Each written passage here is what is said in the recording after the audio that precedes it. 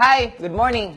Nagtataka ka ba bakit ang mayaman lalong nagiging mayaman? At bakit ang mahirap lalong nagiging mahirap? Simple lang. Pareho po sila may tinatawag na source of income. Ang pagkakaiba lang, ano ang ginagawa nila after ng source of income. Ang mayayaman po, after kumita ng pera, automatic ang gagawin nila is ibibili po nila to ng asset. Ano ba ang asset? Parang hindi po kayo maguluhan na ang asset, anything na nagpapasok ng pera, that is an asset.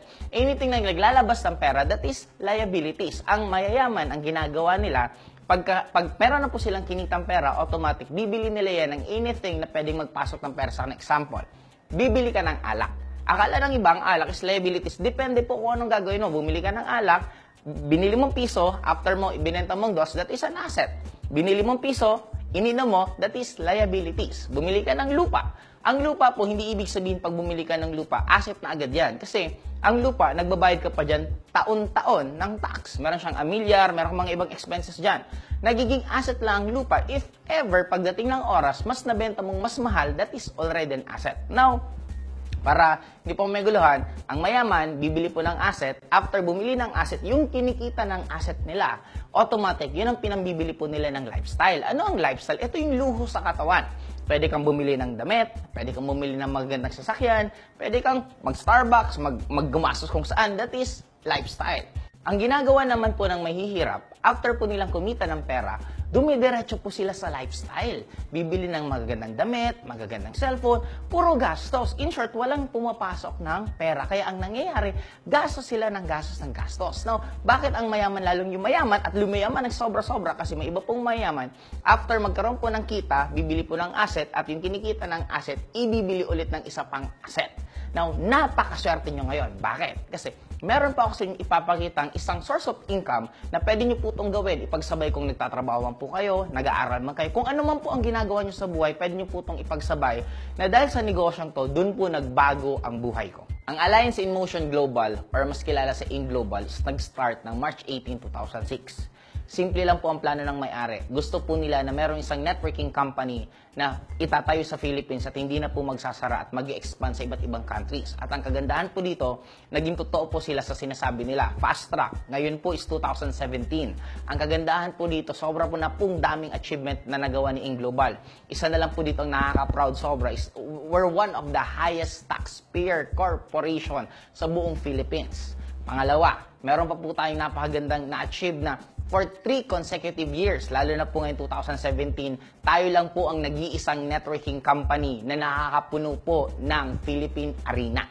And ang pinakamaganda pa po dito, 3 milyonaryo ang nakikreate niya linggo-linggo. Sobrang dami ng taong natulungan niya. At ang kagandahan pa po dito ngayon kasi nag-expand po tayo, nag-expand sa iba't ibang bansa. Meron na po tayong syempre Philippines, meron tayong Singapore, meron tayong UAE, meron po tayong Nigeria. At sobra-sobra pa pong dami kung iisa-isahin ko yung lahat ng iba't ibang bukas ng country natin. Ay, napakaswerte nyo kasi sa panahon ngayon, for you to put up a big-time business, hindi mo na po kailangan ng million-million at hindi mo kailangan ng maging sobrang magaling or PhD ka or masteral ka, hindi mo na po kailangan. Dito sa AIM Global, kailangan mo lang po ng 12,980 pesos. Ang tanong sa akin ng iba, para saan ang 12,980 pesos? Simple lang. Ang 12,980 pesos, pagkabayad nyo, papalitan po yan ng worth 15 to 20,000 pesos worth of products. Isipin mo, para ka lang palang bumili ng produkto na pag binili mo at binenta mo yon, may kita ka. Ang maganda po dyan, nagsisimula pa lang tayo. Number 2, meron po tayong insurance na magagamit mo siya for 1 whole year. Okay? Number 3, magkakaroon po medical check-up na libre na po siya, kasama na po siya doon, na depende na lang po kung nasaan kang lugar para pwede mo siyang gamitin. And 4, magkakaroon po kayo ng scholarship. Ibig sabihin, kung ikaw hindi ka na nag-aaral, pwede mong ipagamit tong scholarship na to at magkakaroon ka ng discount ranging from 25% to 50% to 75% discount. Depende po sa tie-up namin na school. Automatic, yun ang magiging discount mo every sem. Mag-maintain ka lang grade na passing grade. Ma-maintain mo lang yung 75, tuloy-tuloy po yung scholarship mo. Ang maganda pa po dito, meron tayong business side. Ang business side, you can earn as much as 960,000 pesos per month. Isa pa lang pong kitaan. Okay, sabi ko nga kanina, meron ng 4. May pang-5 po pong idadagdag sa'yo. Ang kagandahan dito, magkakaroon po kayo ng tinatawag na sales kit. Ang laman po ng sales kit, ito yung mga bagay na pwede mong ipa-explain at mapaintindi mo sa mga kaibigan mo, kakilala mo, kung ano ba ang InGlobal at kung anong mga nangyayari sa kanya. And susunod, number 6, okay? Ang kagandahan po dito, magkakaroon po kayo ng ATM. And I'm very proud to say that InGlobal is the only networking company dito sa Philippines na nagbibigay ng daily payout. Anong daily payout? May kita ka ngayon, kinabukasan, nasa loob na po ng ATM mo, yung kita mo at makukuha mo. Number 7, magkakaroon po kayo ng tinatawag na personal website or personal webpage nyo na ang kagandahan dito, hindi nyo na po kailangan pa pumunta kung saan-saan lugar or pumunta sa head office para lang makita mo kung sino mga downlines mo or kung anong nangyayari sa'yo. Pumunta ka lang sa website ng allianceinmotion.com, makikita mo na doon automatic lahat ng nangyari. Downlines mo, kita mo, may mga motivation quotes pa na nandun, and automatic lahat na doon na po siya. And ito po ang pinaka-paborito kong part sa lahat. Ang pinaka-paborito kong part sa lahat is training. Ang kagandahan po sa training na to is automatic kung mahihain ka, mawawala po ang hiya, mababa pangarap mo, tataas po pangarap mo, feeling mo hindi mo kayang gawin ng business, kayang-kaya mo, attenan mo lang lahat ng training, automatic tuturuan ka doon. And last but not the least, meron pa po tayong additional na mga kitaan. Paano to?